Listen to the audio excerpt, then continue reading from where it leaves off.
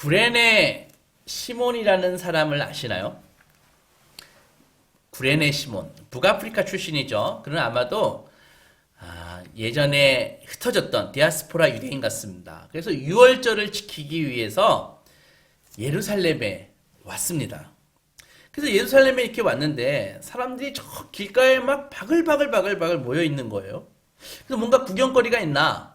그래가지고 이렇게 살펴봤더니 한 30대 초반의 남자가 그 십자가를 지고 비아돌라로사 그 언덕을 오르고 있는데 이미 뭐 채찍에 워낙 많이 맞아가지고 그 육중한 십자가를 지고 가기에 불가능해 보였습니다. 계속 쓰러지고 로마 군인들은 채찍으로 내리치고 쓰러지고 내리치고 그래서 속으로 정말 무슨 죄를 졌는데 저렇게 하나 좀 안타깝다 안 됐네 하고 있는데 갑자기 로마 군인이 자기에게 명령하는 것입니다. 자네 이 사람 대신 이 십자가 당신이 저까지 지고 가 이렇게 얘기하는 것입니다. 그 로마 군인은 시몬에게 강제로 십자가를 지게 했습니다. 그래서 그는 영문도 모르는 채 억지로 피와 진흙이 그 모래가 이 뒤범벅이 된 더러운 십자가를 지고 그 언덕을 올랐습니다. 나중에 이 시몬이라는 사람 있죠. 성경은 이를 알렉산더와 루포의 아빠 시몬 이렇게 얘기하거든요. 이 시몬이 나중에 이 초대교회에서 이게 이분이 중요한 예수님의 제자가 됩니다. 어느 정도냐 하면은 그 시몬 부부를 사도 바울이 어버이라고 이렇게 부를 정도로 이 초대교회의 중추적인 그런 인물이 됩니다. 구경 나왔다가 억지로 십자가를 졌는데요. 억지로 졌는데요. 그 로마 찬송가에 즐거운 마음으로 십자가를 지라 그런 말이 있죠. 이거 받아들이기 어렵습니다. 생각해 보십시오. 옛날에 진 십자가는 내가 즐거울 수 있습니다. 하지만 지금 내가 지고 있는 십자가는 즐거울 수 없다는 것이죠. 오늘 지고 있는 십자가가 즐거울 수 있겠습니까? 십자가가 뭔지 아는 사람들은 그렇게 말할 수 없습니다. 사람에게 고통을 주지 않는 것, 고통스럽지 않는 것은, 힘들지 않는 것은 어떤 의미에서 십자가가 아닙니다. 등산을 좋아하지 않는 사람에게 등산은 사실 고통스러운 일입니다. 십자가가 즐겁다고 하는 것은 그것은 하나의 해석이고 모든 십자가의 본질은 고통스러운 것입니다. 정말 주님께 자기의 고통과 헌신을 드리는 것을 기뻐하는 신앙의 사람은 뭔가 하면은 그 사람도 고통스러운 건 마찬가지예요. 하지만 그 고통에 대해서 해석을 하는 것입니다. 그래서 신앙은 해석이라는 것이죠. 같은 어려움을 당했을 때도 신앙이 없을 때는 아이고 내 팔자야 하면서 이 사람 원망하고 저 사람 원망하지만 신앙이 있을 때는 어려움을 당해도 기뻐할 수 있습니다. 다른 사건이 아니라 똑같은 사건인데도 불구하고 신앙으로 그것을 해석하는 것이죠. 그래서 그것은 객관적인 것이 아니라 주관적인 것이라는 것이죠. 십자가 지면은 다 기쁠까요? 왜 그렇다면 왜 사람들이 십자가를 그렇게 지지 않지요? 왜 사람들이 주님을 위해서 희생하려 하지 않지요? 즐거운 십자가는 없습니다. 다만 신앙이 십자가의 의미를 가르쳐주고 신앙이 그 십자가를 다시 해석하는 것이라는 것이죠. 그래서 그 십자가를 통해서 기쁨을 얻는 것이 아니라 십자가를 통해서 만나는 하나님이 기쁨을 주시는 것이죠. 예수께서 말씀하셨습니다. 오늘 본문에 또 자기 십자가를 지고 나를 따르지 아니하는 자는 내게 합당하지 아니하다. 찬송가에 주님의 십자가 나도 지고 이런 말이 있죠. 하지만 그거는 합당하지 않습니다. 성경 어디를 들춰봐도 주님이 자기 십자가를 내 십자가를 져라 이렇게 얘기하지는 않으십니다. 어느 누구도 주님의 십자가를 질 수도 없고 질 자격도 없습니다. 그러니까 주님의 십자가가 아니라 우리는 내 십자가를 지는 것입니다. 아가페는 하나님의 사랑이죠. 혹자는 목적 없는 사랑이라고 번역을 하는데 그렇지 않고 하나님이 주시는 사랑에는 반드시 목적이 있습니다. 분명한 목적이 있습니다. 여러분, 자녀를 사랑해 주지 않아서 망치는 경우도 있지만 자녀를 사랑해 주어서 망치는 경우도 많이 있습니다. 무슨 말인가 하면은 그냥 사랑만 해주면 아이가 잘 자랄 거라고 생각한다면 그거 아주 오산입니다. 그래서 인간이 절망적인 존재라는 것이죠. 한쪽은 사랑을 못 받아서 망치고 다른 한쪽은 사랑을 받아가지고 망치는 것입니다. 무슨 말인가 하면 부모가 인생에 대해서 확고한 주관을 가지고 사랑해 줄 때에만 그 자녀를 일으켜 세울 수 있는 것이지 인생에 대한 확고한 주관이 없이 부모가 맹목적인 사랑을 하게 해주면은 그 아이 인생을 망친다는 것이죠. 따라서 최고의 신앙 교육은 바로 부모 자신이 똑바로 신앙생활을 하는 것입니다. 아이들은 다 보고 있습니다. 하나님의 사랑은 목적지향적입니다. 그래서 하나님이 은혜를 주신 사람에게는 하나님이 자기 인생에게 아주 분명한 목적을 깨닫는다는 것이죠. 그러니까 하나님의 사랑을 받은 사람일수록 그 사랑의 의미와 목적을 깨닫는다는 것이죠. 그래서 이런 사람은 하나님이 자기에게 주신 목적이 무엇인가를 응시하는 아주 총초롱한 눈빛이 있다는 것이죠.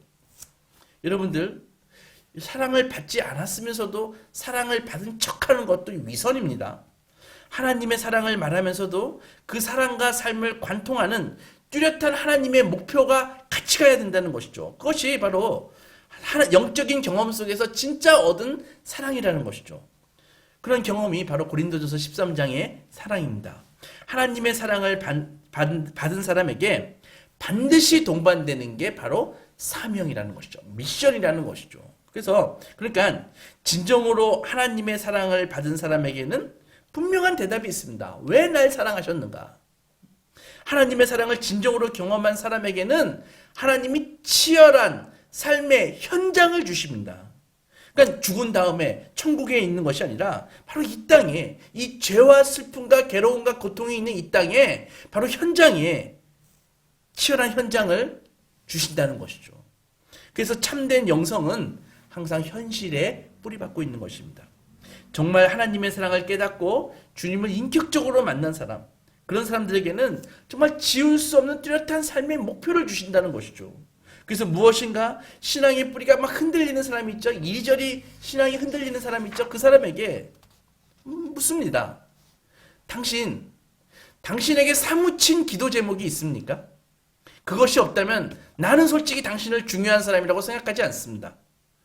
하나님의 사랑을 경험하고 그 사랑이 자기를 어디론가 데리고 가려고 하는 그런 목적지향적인 확신이 없는 사람들에게 그런 사무치는 기도 제목이 있을까요? 없습니다. 여러분들 은혜 받기를 원하시죠? 받아서 뭐 하시려고요? 정말 마음 아픈 것은 너무나 많은 그리스도인들에게 하나님의 은혜는 그냥 소화적인 자기 위로일 뿐입니다. 분명히 말하는데 그것은 성경의 영적인 그런 생활이 아닌 것이죠. 성경 어디에도 그런 종류의 은혜는 나와 있지 않습니다. 사도 바울은 에베소 1장에서 교회에게 부어주신 하나님의 국률하신 풍성한 은혜에 대해서 얘기하면서 하나님의 경륜을 얘기하거든요. 하나님의 기쁘신 뜻을 얘기하거든요. 그러니까는 이 사랑과 하나님의 매니지먼트, 경륜이 같이 간다는 것이죠. 묻겠습니다. 여러분들에게 눈물을 흘리지 않을 수 없는 그런 기도 제목이 있습니까? 무슨 거창한 그런 세계 복음화 같은 기도가 아니어도 좋습니다. 무엇인가 하나님께서 남이 알지 못하는 은혜를 부어주시고 남이 받지 못한 사랑을 받게 하셨을 때 그 사랑과 나를 향해 그 꽂혔던 하나님의 목적, 내가 걷지 않으면 누구도 걸을 수 없는 그 길, 그것을 향한 간절한 소원이 있는가? 그걸 지금 묻고 있는 것입니다. 내가 그 기도 제목이 성취되기 전까지는 죽어도 눈을 감을 수 없습니다. 그런 것이 있냐고 여쭙는 것입니다. 우리 주님을 생각해 보십시오. 온갖 회유와 협박에도 불구하고 주님은 빌라도 법정에서 정죄되셨습니다. 그리고 풀려날 기회가 있음에도 불구하고 정죄받으셨습니다. 털 깎는 자 앞에 잠잠한 어린 양처럼 체포되시고 신문 받으셨습니다. 그리고 정죄받으시고 채찍 맞으시고 십자가 지시고 골고다 언덕으로 올라가셨습니다. 어차피 죽으실 거 채찍 맞고 그냥 죽으시면 안 됐을까요? 왜 그 무거운 십자가를 지고 골고다 언덕을 오르셨을까요? 그것이 예수님이 가야 할 길이었기 때문입니다.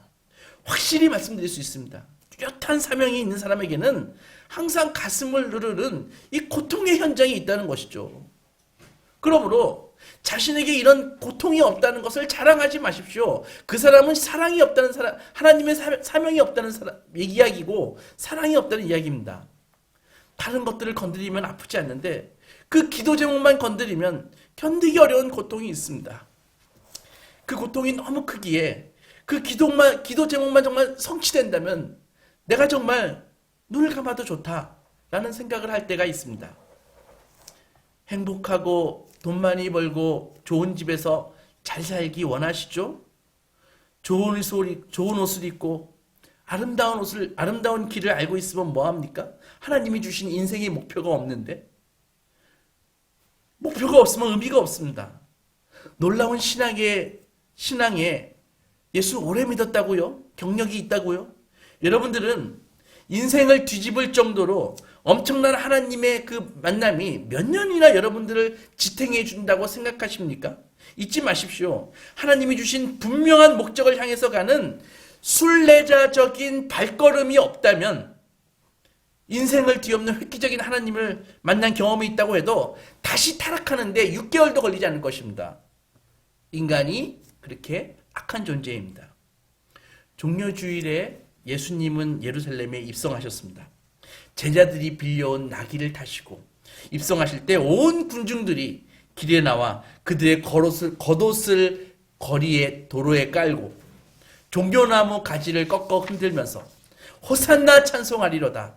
주의 이름으로 오시는 왕이여 하늘에는 평하여 가장 높은 곳에는 영광이로다를 외쳤습니다. 그리고 며칠 후에 예수님을 찬양했던 그 같은 군중이 빌라도 법정으로 다 몰려가가지고 살인자 바라바를 석방하고 예수를 십자가에 못 박으라 그리고 외쳤다는 것입니다. 그것이 인간입니다. 그러니까 은혜를 통해서 나를 향한 하나님의 분명한 계획, 나 같은 사람을 왜 만나 주셨을까? 이것을 가슴에 품지 않고 그것을 찾지 않고 그냥 은혜와 축복이나 구하면서 산다면 그래도 내 인생에는 문제가 없어 이렇게 생각한다면 허황된 꿈을 꾸는 것입니다. 모든 인간은 하나님 앞에 다 결산해야 됩니다. 하나님 앞에 깨로 다 서야 되는 것입니다. 사도 바울은 다메섹으로 가다가 빛으로 나타나신 예수를 만나서 뒤집어졌죠. 그때 주님은 사도 바울에게 말씀하셨습니다. 사도행전 9장에서 주께서 이르시되 가라, 이 사람은 내 이름을 이방인들과 임금들과 이스라엘 자손들에게 전하기 위하여 택한 나의 그릇이다. 예수께서 만나주시고 분명한 미션을 주신다고요. 목적을 주신다고요. 목적을 알려주신다고요.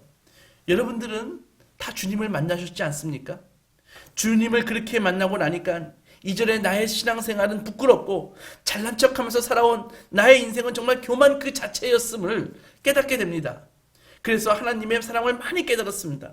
하나님께서 놀라운 사랑을 베푸셨는데 무엇을 어떻게 하려고 베푸셨을까요? 그것을 만약에 찾지 않았다면 여러분들이 경험한 하나님의 사랑을 신뢰할 수가 없습니다. 생각해 보십시오. 우리가 만난 그 큰 사랑의 경험이 가져다 주는 미션이 있습니까? 그것이 없다면 신앙은 그냥 자기 길을 가고 싶은 사람들이 뽐내는 하나의 데코레이션일 뿐입니다. 미션이 특별히 선택한 바울 같은 사람에게만 있다고 생각하면 안 되는 것입니다. 하나님의 사랑을 많이 받고 우리의 존경을 받는 사람들, 그들이 하나님의 나라를 위해서 불꽃 같은 삶을 산 이유는 바로 횃불처럼 타오르는 미션이 있었기 때문입니다. 십자가는 결국 자기가 하나님의 사랑을 경험하면서 하나님의 그 주신 목표를 향해 걸어가면서 경험하는 고통입니다. 십자가는 고통입니다. 십자가는 하나님이 주신 미션을 수행하는 과정에서 내가 겪을 수밖에 없는 고통이 바로 십자가입니다. 십자가는 바로 그 길을 걸어가야 하기 때문에 지는 짐입니다.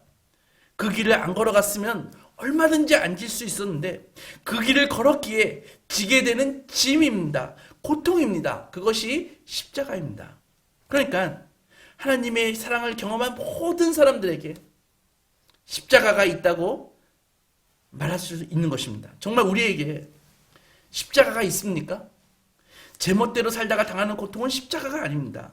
주님을 위해서 살고 하나님의 원칙과 뜻대로 살려고 할 때 손해를 당하고 고통을 당하고 박해를 받습니다. 경제적인 헌신과 손해가 있습니다. 그것이 십자가입니다.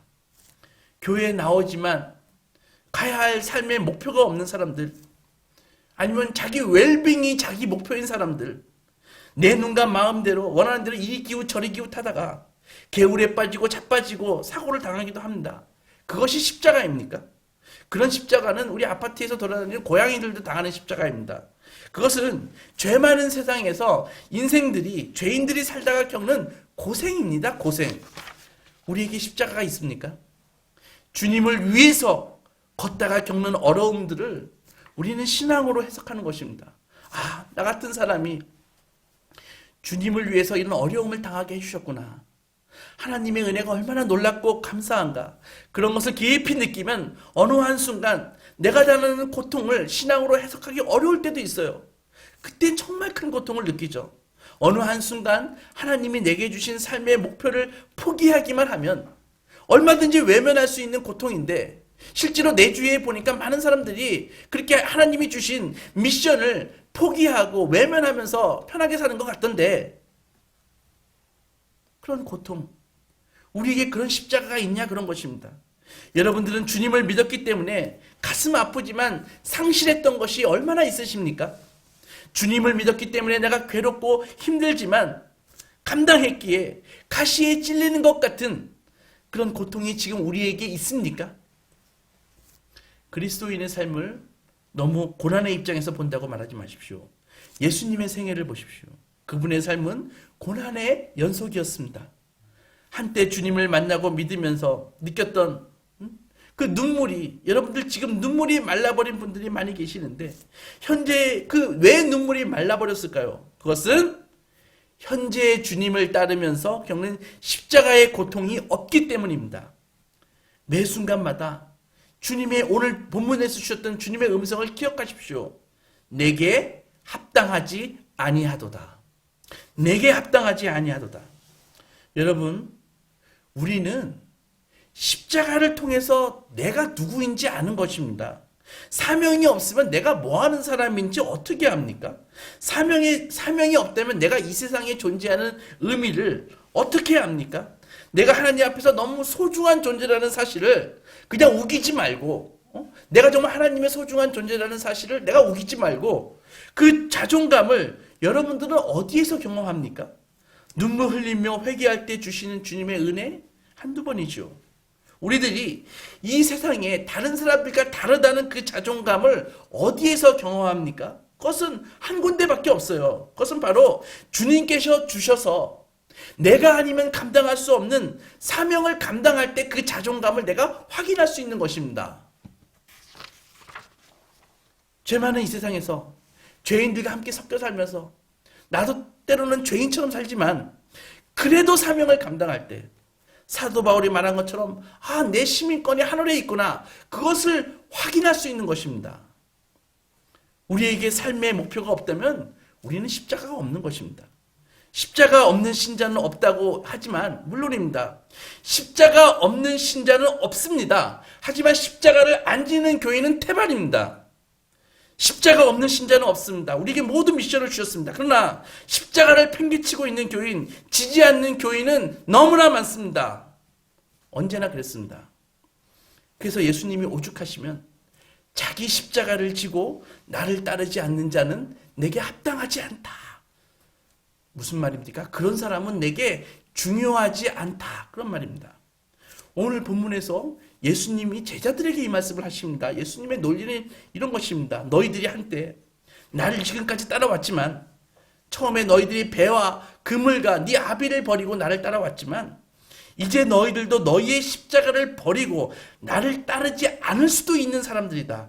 만약에 그렇다면 너희도 나에게 중요한 사람들이 아니다. 이렇게 예수께서는 말씀하시는 것입니다. 그러니까 십자가는 하나님이 우리에게 주신 분명한 미션을 향해서 걸어갈 때만 경험하는 거예요.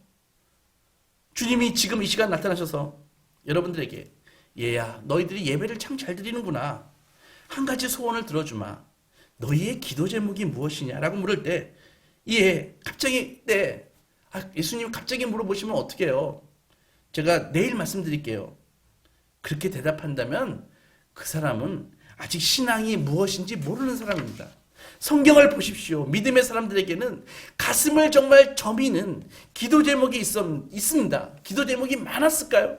아니에요. 오직 한 가지씩 있었던 것이에요. 그리고 나머지 기도 제목들은 그 한 가지 기도 제목들에 다 매달린 기도 제목이라고요. 모세가 그렇게 가슴 저미도록 기도한 한 가지 기도 제목이 무엇일까요? 내 백성을 하나님의 백성으로 여겨주시옵소서. 그것 아니겠습니까? 여호수아와 갈렙이 어떤 기도 제목을 갖고 있었을까요? 한 가지. 이 백성을, 이 산지를 내게 주소서.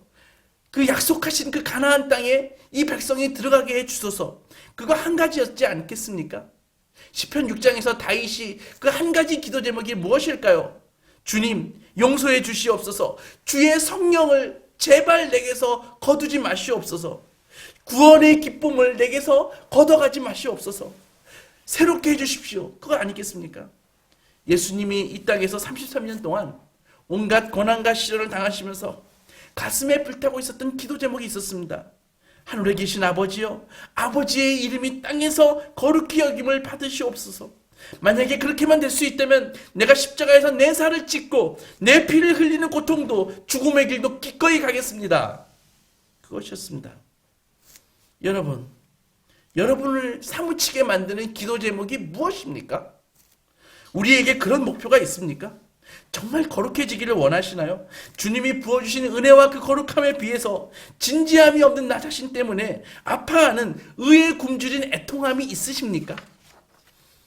나 같은 죄인이 용서함 받아서 주님의 놀라운 은혜로 구원받았는데 예수의 사랑을 많이 전하지 못하는 데에서 오는 안타까움이 있으십니까? 그것이 가족의 구원의 문제이든 내 자신의 우리들의 성화의 문제이든 그것이 무엇이든지 간에 정말 여러분들에게 사무치도록 주신 목표, 그것에 대해서 울지 않으면, 흐느끼지 않으면 기도할 수 없고 눈물을 흘리면 매달릴 수밖에 없는 그런 기도 제목이 없다면은 그것은 살았다 하나 죽은 것과 똑같은 신앙생활입니다. 그리스도인의 모든 열렬함은 자기 흥분적인 그런 열정이 아닙니다. 삶의 뚜렷한 목표, 주님이 주신 그 뜨거운 사랑 때문에 발견한 미션 때문에 그것을 따라 살고 그것을 성취하지 못해서 몸부림치는 그런 것입니다. 그런 몸부림침이 없는데 어떻게 열망이 생기겠습니까? 예외가 없습니다. 주님을 진정으로 사랑했던 사람들에게는 한 맺힌 기도 제목이 있었습니다. 왜냐하면 주님의 사랑은 그에게 미션을 방치하도록 내버려 두지 않습니다. 주님이 더 이상 주실 것이 없도록 자기를 다 내어주셨지 않습니까? 그런데 왜 이 세상은 그 사랑에 대해서 반응하지 않을까요? 왜 한때 십자가의 놀라운 사랑을 나름대로 경험한 사람들이 자꾸 왜 냉담한 사람들이 되어갈까요? 그것은 주님의 사랑을 알고 그 사랑만 계속 원하기만 하고 그 사랑이 가르쳐준 사명, 그것을 팽개쳤기 때문에, 외면했기 때문에 그 사명을 따라서 살지 못하는 것입니다. 여러분, 스스로 물어보십시오. 나는 왜 삽니까? 내 안에 삶의 이유가 있습니까? 오늘도 나를 사랑하사 자기 몸을 버리신 예수를 위해 사는 것입니까? 구체적으로 내 삶에 있어서 목적이 무엇입니까? 그리고 그 주신 사명을 감당하기 위해서 필연적으로 당할 수밖에 없는 고통이 있습니까? 이 고통이 바로 성도들의 상급이 되는 것입니다. 사랑하는 소망교회 성도 여러분, 주님의 나라는요, 잊지 마십시오. 은혜 받은 사람들에게서 확장되는 나라가 아니라 자기의 사명을 따라서 자기 십자가를 지고 예수를 따르는 사람들, 그들의 열렬한 헌신을 통해서 하나님의 나라는 확장되는 것입니다. 태어나서 먹고 입고 마시고 시집장가 가고 자식들을 낳고 살다가 갑니다. 사명을 받았다고 해서 이 기본 삶의 형태가 바뀌는 것은 아닙니다. 물론 주님을 너무 크게 만났기 때문에 독신의 삶을 결단하는 사람들도 있습니다. 예외적인 상황이죠. 어떤 모습이든 주님을 위해서 살지 않는 삶, 그것은 그냥 먹고 사는 삶입니다. 짐승과 뭐가 다릅니까? 얼마나 비참합니까? 그것 때문에 주님이 우리를 위해서 십자가에서 피 흘려셨겠습니까? 주님이 그 피로 우리를 구속하셨는데, 그래서 주님의 나라가 주님의 나라의 원수가 되어서 살 수밖에 없는 우리들을, 그 죄인들에게 그 나라를 다시 회복할 수 있는 거룩한 소명을 주셨습니다. 일생을 살아도 하나님 앞에 진노 쌓는 것밖에는 아무것도 할 수 없는 인간들인데, 우리같이 부족한 인간들에게 주님을 기쁘시게 할 수 있는 기회를 주셨습니다. 아무 쓸데없는 우리들에게 지존하신 하나님이 우리를 불러주셔서 쓸모있다고 사랑한다고 칭찬해 주시고, 우리를 주님이 쓰시고자 하는 소중한 자리에 우리를 세워주셨습니다. 사명을 품고 살아가는 사람들의 그 가슴은 다 숫덩이가 되는 것입니다. 홀로 흐느끼는 깊은 밤이 있고 몸부림치고 오르는 새벽이 있습니다. 사명을 감당하는 제자에게는 저기 밖에만 있는 것이 아닙니다. 속에 있는 자아가 자기를 끊임없이 괴롭힙니다. 죄악된 품성과 부패한 심리와 근심과 걱정과 박해와 걱정들이 자기를 에워쌉니다. 견디기 힘들게 만듭니다. 거기서 마음을 지키고 죄와 더불어 싸우고 그리고 잠시 나태함으로 안락을 누리는 삶보다는 이 쓸데없는 죄인에게 맨 처음 주셨던 그 소명을 따라서 사람의 평판에 아랑곳하지 않고 의롭고 고통스러운 길을 가는 성도가 너무나 소수이기 때문에, 너무나 적기 때문에 주님은 그런 제자들에게 마치 편애하시는 것처럼 사랑을 부어주십니다. 그래서 사명을 따라가는 사람들의 삶은 십자가가 있지만 남이 보지 못하는 하나님을 보는 것입니다. 깊은 밤 홀로 눈물 흘리지만은 울고 난 후에는 험악한 세상을 이길 힘과 사랑과 은혜와 하늘의 자원을 부어주시는 것입니다. 그런 사람들에게는 항상 아침마다 늘 새로운 주님의 성실하심에 대한 간증이 있습니다. 죽음도 두렵지 않습니다. 여러분, 주님 만나는 날 얼마나 기쁠까요? 이 세상에서 수고와 사명을, 그 짐을 다 벗고 하나님이 온전히 임재하시고 다스리시는 영원한 하나님의 공간으로 하나님이 주시는 새로운 몸을 입고 들어가는 성도의 모습을 생각해 보십시오. 사도 바울은 일평생 주님이 주신 미션을 완수한 다음에 이렇게 고백했습니다. 디모데후서 4장에서 전제와 같이 내가 벌써 부어지고 나의 떠날 시각이 다가왔다. 나는 선한 싸움을 싸웠고 나의 달려갈 길을 마쳤고 믿음을 지켰으니 이제 후로는 나를 위해서 의의 면류관이 예비되었다. 주 곧 의로우신 재판장이 그날에 내게 주실 것이고 내게만 아니라 주의 나타나심을 사모하는 모든 자에게니라. 오늘 주님은 말씀하십니다. 누구든지 자기 십자가를 지고 나를 따르지 않는 자는 내게 합당하지 아니하다. 그런 사람은 나 예수에게 별로 중요하지 않다. 그 말입니다.